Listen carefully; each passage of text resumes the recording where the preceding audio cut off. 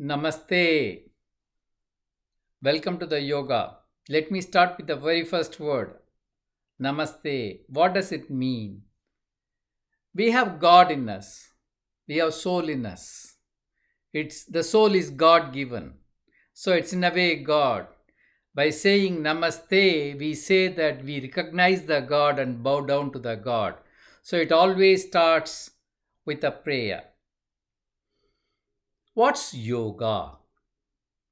Yoga means union, very simply put. It unites us within us to our mind, our body, our emotion. That is the meaning of the word yoga. How old is yoga? A very difficult question to answer. How old is human breathing? How old is human thinking for improvement? How long people have been concentrating? Very difficult question to answer. Still, a structured form of yoga based on scientific evidence. What is scientific evidence?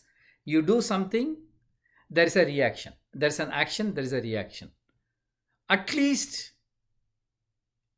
globally, there are so many places where it has been practiced. In India, I know of evidences close to about 12,000 years, which I can sort of say that, yeah, this book was written in so and so days, and there was a reference of yoga in this particular stuff. For us, it's absolutely secondary. We are interested in doing yoga and getting the benefit of it.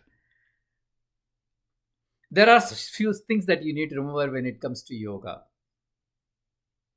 If it is painful, it is not yoga. When you are doing yoga, you are supposed to be very happy and delighted. Yoga is just not physical stretches. You may see some, when you Google, you come across some real difficult poses and say yoga is not for me. That is just one out of the 16 components of yoga. That too complex poses. It's not written in any book. Okay, these are recent developments by very creative people. I respect and appreciate what they do, but in reality, yoga starts with basics of life. Be clean, don't tell lies, don't steal, don't harm anybody. In fact, that's the very first one. Non-violence is the first part of yoga. Social disciplines, personal disciplines, physical exercises, deep breathing, sensory control, mindfulness, meditation, and being happy all the time. These are the 8 steps of yoga. So it's a comprehensive lifestyle practice. Okay?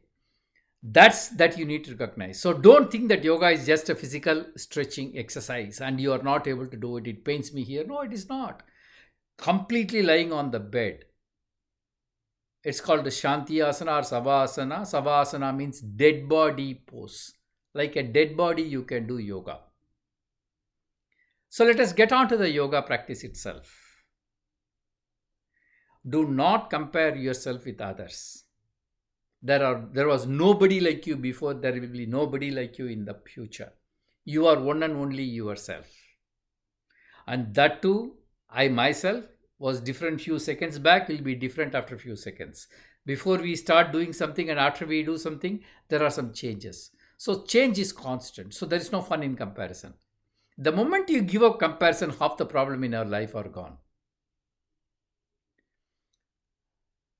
Doing it yoga with pleasure, with certain things are very important. Yoga is always synchronized with good breathing and being mindful. You can do specific yoga for lungs to improve immunity. Your mind has to be completely focused on the lungs. You may do specific yoga for your liver or your lower back. Your mind and the breathing has to be focused in that particular area about which we will talk about. Have a little water. If need be, have a kind of a support structure. Like for example, I use some mat, and if necessary, if it is a very complex position, I use some support system like this or like this. It supports, so you can have whatever is convenient for you. There are no rules. You can keep pillow, preferably something hard like bed sheet. Don't keep books, it will pain you, and it's also insulting books. We are not here to insult the books. And keeping below our bum. Whenever you feel uncomfortable, stop. If you are feeling uncomfortable for a longer time, take help. Contact whomever is available to tell them that you are feeling uncomfortable. Yoga will not give any of such pain, but it's considered to be the lowest risk. Still, take the precaution. The yoga we are going to practice now is a very generic yoga, very entry level. It's not involving any complex positions, so that is very unlikely that you will get hurt. But you can continue the journey with me to the next multiple phases. To what extent you can go, and to what extent yoga can help people to change their lives. As you know, I work with substance dependence on de-addiction. I work with mental health people who have been abused or they have constant noise happening in their head. I work with senior adults. I work with caregivers and things like that. Let me quote a simple example to show you the power of yoga, or tell you the power of yoga. Steve Jobs, the founder of Apple, when he was in college, he was substance dependent. Illegitimate child, he even had a child. Knew about his past, which wasn't very great, and completely messed up. He got to hear about yoga, practiced it, went on to India, did some advanced practices, came back, his mind completely expanded, opened up. That's what yoga does to you.